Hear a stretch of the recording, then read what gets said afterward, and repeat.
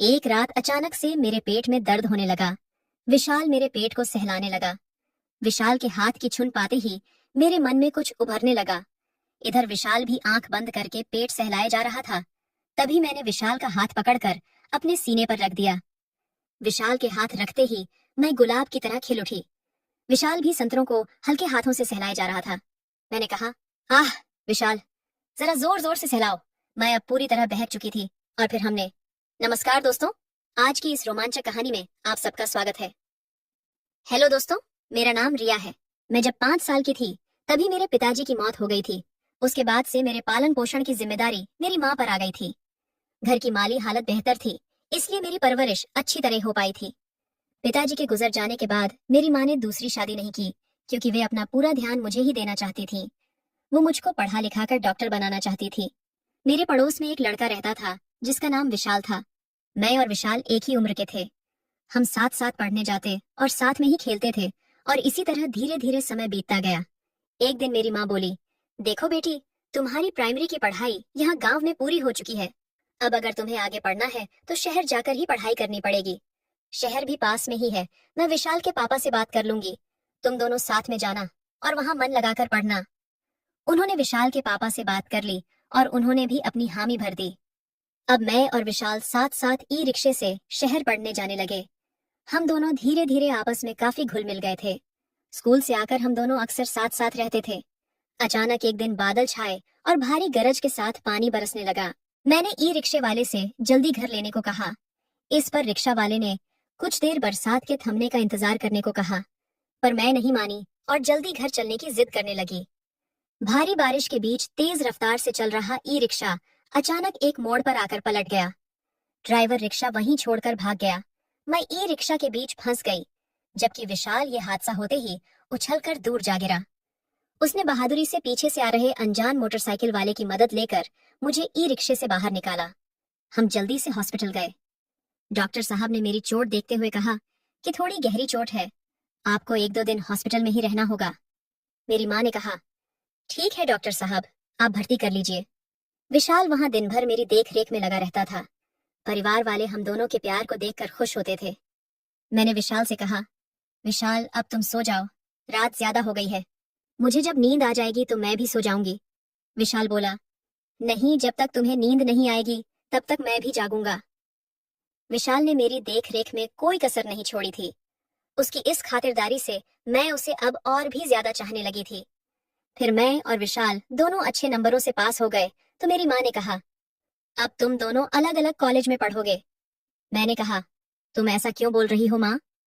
माँ ने जवाब दिया, अरे तुम डॉक्टर की पढ़ाई करोगी और विशाल इंजीनियरिंग की पढ़ाई करेगा, तो दोनों के कॉलेज अलग अलग ही होंगे ना। अब तुम दोनों एक साथ थोड़े ही पढ़ पाओगे। विशाल के पिता उसे इंजीनियर बनाना चाहते हैं, पर हाँ रहोगे एक ही शहर में। माँ ने मुझको प्यार से समझाया। मैंने बोला, ठीक है माँ, और इतना कहकर मैं अपने कमरे में चली आई। हम दोनों का दाखिला अलग अलग कॉलेज में हो गया था। दाखिला मिलते ही हम दोनों अलग अलग हॉस्टल में रहने लगे।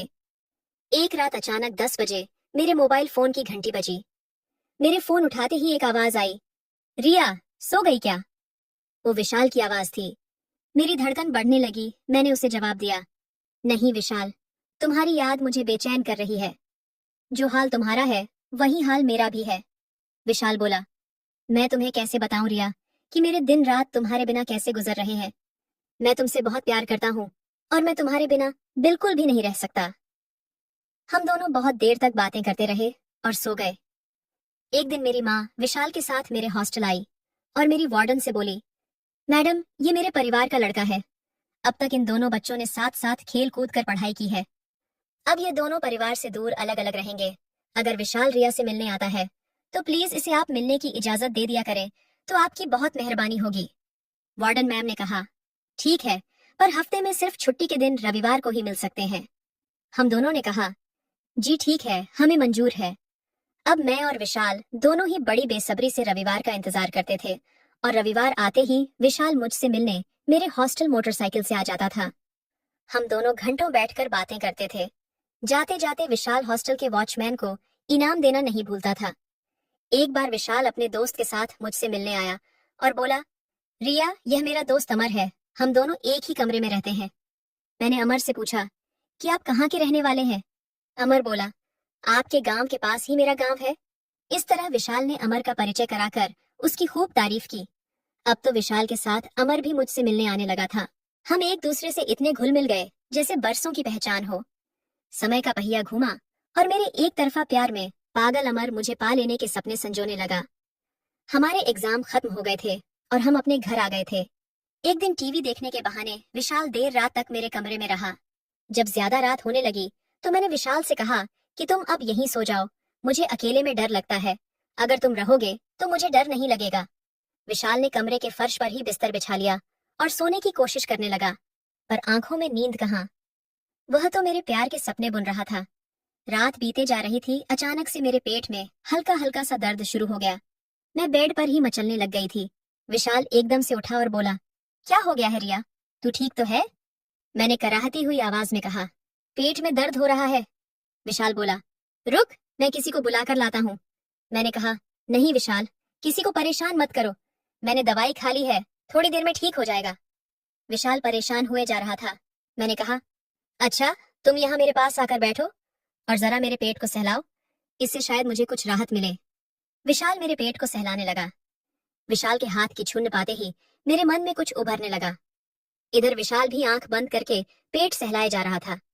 तभी मैंने विशाल का हाथ पकड़कर अपने सीने पर रख दिया। विशाल के हाथ रखते ही मैं गुलाब की तरह खिल उठी। विशाल भी संतरों को हल्के हाथों से सहलाए जा रहा था। मैंने कहा, आह विशाल, जरा जोर जोर से सहलाओ। मैं अब पूरी तरह बहक चुकी थी। मैंने एक झटके से विशाल को खींचकर अपने बगल में लेटा लिया और ऊपर से कंबल ढक लिया और हम दोनों के बीच वह सब कुछ हो गया जिसकी हमने कल्पना भी नहीं की थी। उधर अमर को भी मेरी जुदाई तड़पा रही थी। जब उससे रहा नहीं गया तो वह विशाल से मिलने के बहाने वो हमारे गांव आ पहुंचा। विशाल ने उसकी खूब खातिरदारी की। वह मुझसे भी मिला।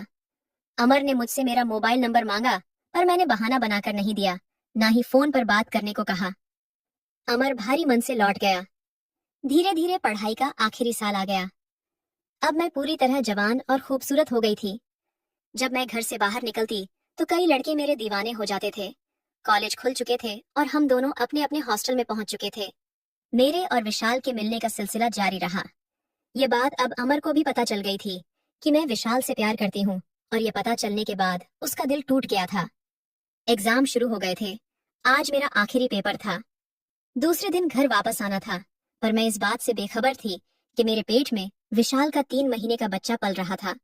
कहा गया है कि आदमी जोश में होश खो बैठता है, और शायद हमने भी उस रात अपने सारे होश खो दिए थे। जब मैं घर आई तो एक दिन मेरी तबीयत बिगड़ी। माँ ने डॉक्टर को दिखाया। डॉक्टर ने जब उन्हें मेरे बारे में बताया तो उनके पैरों तले जमीन खिसक गई।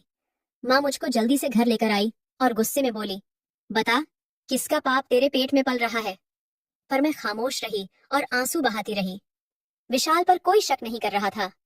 बात धीरे धीरे करके पूरे गांव में फैल गई। हर किसी की जबान पर बस मेरा ही नाम था। पूरा गांव में बस यही चर्चा थी कि अगर बेटी को शहर पढ़ने नहीं भेजती तो आज ये दिन नहीं देखना पड़ता। एक दिन गांव में पंचायत बैठी और सरपंच ने अपना फैसला सुनाया कि पंचायत आज से इनका हुक्का पानी बंद करती है। कोई भी शख्स इनसे कोई ताल्लुक नहीं रखेगा। लड़की को फौरन गांव से बाहर कर दिया जाए। मोहब्बत करने चली थी, अब यही मोहब्बत करने वालों की सजा है। सरपंच का फैसला सुनकर मेरी माँ सहम गई। मेरे घर मायूसी पसरी थी। रात में सभी फिक्र में डूबे हुए थे। जब सुबह सबकी आंख खुली तो मुझको ना पाकर सब मेरी खोज खबर करने लगे, पर मैं और विशाल सरपंच के फैसलों को ठोकर मारते हुए दूर निकल आए थे। जी हाँ, हम दोनों घर से भाग आए थे। हमें नहीं फर्क पड़ता था कि लोग हमारे बारे में क्या सोच रहे हैं या हमारे रिश्ते को क्या नाम दे रहे हैं। हम दोनों एक दूसरे से बहुत प्यार करते हैं और अपनी आगे की जिंदगी साथ गुजारना चाहते हैं। आज हमारा एक छोटा सा बच्चा भी है जिसका नाम लक्ष्य है, और हम सब बहुत खुश हैं। कमेंट करके जरूर बताइएगा कि आपको ये कहानी कैसी लगी। अगर आपको ये कहानी पसंद आई हो तो इसे लाइक करें और अपने दोस्तों के साथ भी शेयर करें। आगे भी ऐसी रोमांचक कहानियों के लिए हमारे चैनल को सब्सक्राइब करें और बेल आइकन दबाना ना भूलें। सब अपना और अपने परिवार का ख्याल रखना। Thank you.